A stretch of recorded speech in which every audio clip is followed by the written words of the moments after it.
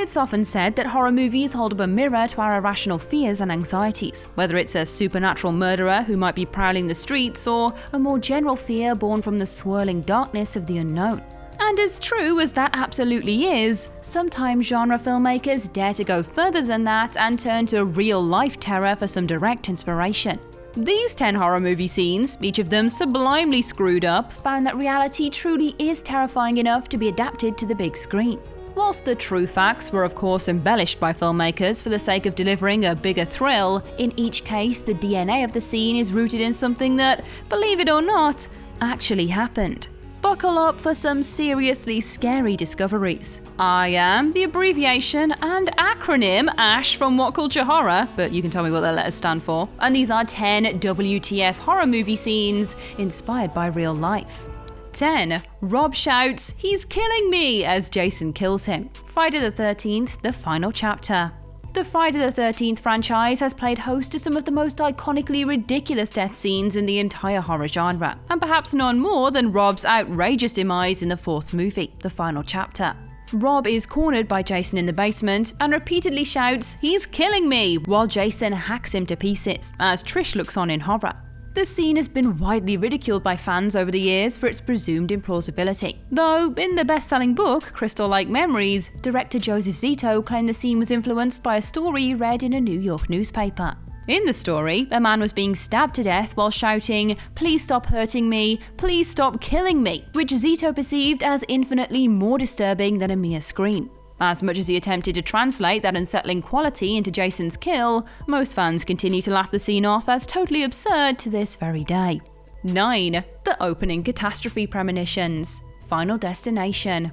What would any Final Destination movie be without a wildly over-the-top opening premonition sequence in which dozens, if not hundreds, perish in an insane accident, while a few lucky ones manage to cheat death for a little while longer? Jeffrey Reddick wrote the original film script after reading a story about a woman heading home from a holiday and, during a phone call with her mother, was advised to take another flight home as she had a bad feeling about the one she had booked. The daughter complied, switching her flight to another, after which her original intended plane crashed. And so we got the first Final Destination movie as a result. As for the other movies in the series, the Final Destination's McKinley Speedway catastrophe is said to be inspired by the real-life 1955 Le Mans disaster, which killed 84 people and caused 180 further injuries. The North Bay Bridge collapse at the start of Final Destination 5, meanwhile, was reportedly a homage to the 1940 Tacoma Narrows Bridge collapse, which, in a rather different outcome to the movie, only counted a single dog among its victims. 8. The Dead Mother and Baby. 28 Days Later. Danny Boyle's cult classic zombie film 28 Days Later is filled with hauntingly grim imagery, though perhaps nothing quite worse than survivor Jim stumbling across a dead mother still cradling her equally deceased baby. It is a moment that is seared into the brain of anyone who has seen Boyle's uniquely visceral horror film, and like many of the most unsettling images in the movie, it is inspired by pictures of real-life conflicts. While other scenes in the movie are inspired by genocides in Cambodia, Rwanda, and Bosnia, the mother-child pairing was adapted from a photograph Boyle saw of a gassed Kurdish woman similarly cradling her own dead baby. Knowing these real-life atrocities play into what is presumed as horrifying fiction just makes the whole thing that much more sickly, really. 7. Freddy's First Kill. A Nightmare on Elm Street. Wes Craven's A Nightmare on Elm Street boasts one of those genius narrative hooks that practically every aspiring horror filmmaker wishes they'd come up with. Blade-fingered antagonist Freddy Krueger only exists within the dream world, and so can only attack his victims once they enter the land of Nod, making them incredibly reluctant to go to sleep. Craven wrote the film after reading a series of LA Times newspaper articles in the 1970s about refugees who, after suffering through a bout of recurring nightmares, ended up dying in their sleep. One of the stories spoke of a young man whose family tried to force him to sleep against his wishes, while he was terrified he would die in his sleep. Eventually, he fell asleep after staying awake for many days, only for the family to later be awoken by him screaming in his room. By the time they got there, he was inexplicably found dead. 6. The Shotgun Scene. Maniac. William Lustig's cult classic horror film Maniac boasts one of the most shockingly violent deaths in the history of genre, as titular murderer psychopath Frank Zito blows a man's head apart with a double-barreled shotgun. The gore effect continues to receive praise to this day for its shocking level of realism as a result of special effects maestro Tom Savini, who also plays the part of the slaughtered man himself. But the success of the effect runs deeper than Savini's sheer status as a master craftsman. Prior to coming to Hollywood, Savini was a combat photographer during the Vietnam War, and the carnage he witnessed there massively enhanced his ability to create realistic gore scenes. He said of his time at war, and I quote, "My job was to shoot images of damage to machines and to people. Through my lens, I saw some hideous stuff. To cope with it, I guess I just tried to think of it as special effects. Now, as an artist, I just think of creating the effect within the limitations we have to deal with. I incorporated the feeling of the stuff I saw in Vietnam into my work." 5. The Mother Reveal. Psycho.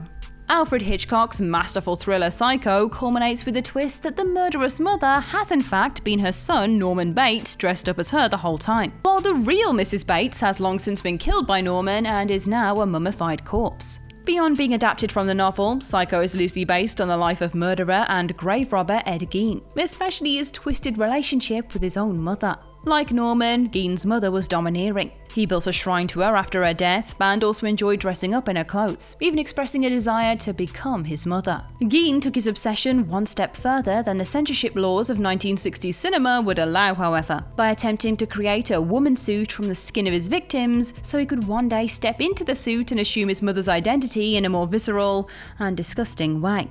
4. Adrian Mellon's murder. It Chapter 2. It Chapter 2 opens with the controversial and disturbing death of a young gay man by the name of Adrian Mellon, who after being assaulted and thrown off a bridge, is helplessly devoured by Pennywise. This scene is taken from Stephen King's source novel, but King himself was influenced by the 1984 murder of Charlie Howard, a 23-year-old resident of Bangor, Maine, who was similarly beaten and thrown from a bridge in a homophobic attack, resulting in his drowning death. As horrifying as Pennywise's murder of Mellon is in the movie scene, it's the rampant homophobia which truly disturbs, especially for a scene set in the modern day.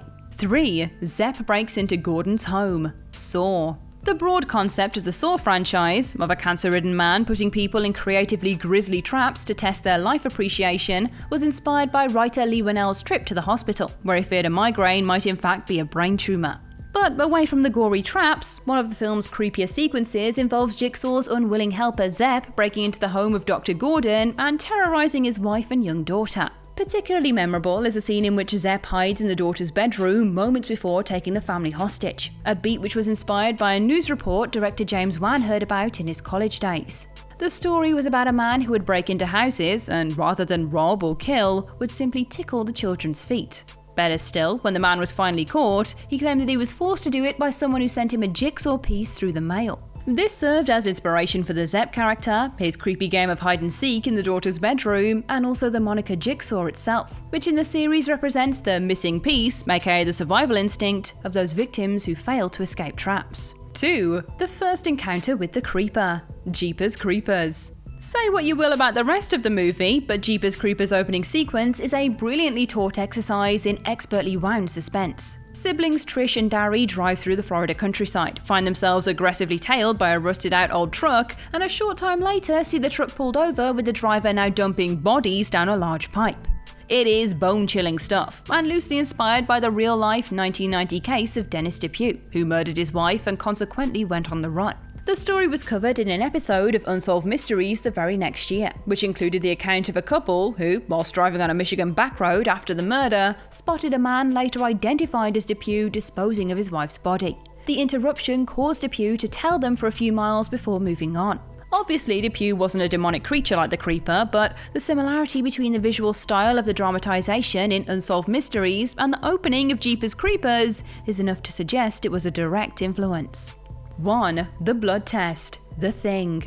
John Carpenter's The Thing plays host to many unforgettable scenes, but perhaps none more so than the iconic blood test, where MacReady contacts hot copper wire on all of the surviving team members' blood samples to see if any react, thus indicating they are hosting The Thing. It's a deliciously suspenseful and fiercely original sequence, albeit one which Carpenter confirmed to be inspired by the 1980s AIDS epidemic in the movie's DVD commentary. Carpenter, a filmmaker with a fondness for social commentary, used the blood test scene to draw a parallel with the AIDS panic of the era, where men in particular were fearful of a disease which didn't announce itself visually and which an undetectable, highly contagious monster served as the perfect metaphor for.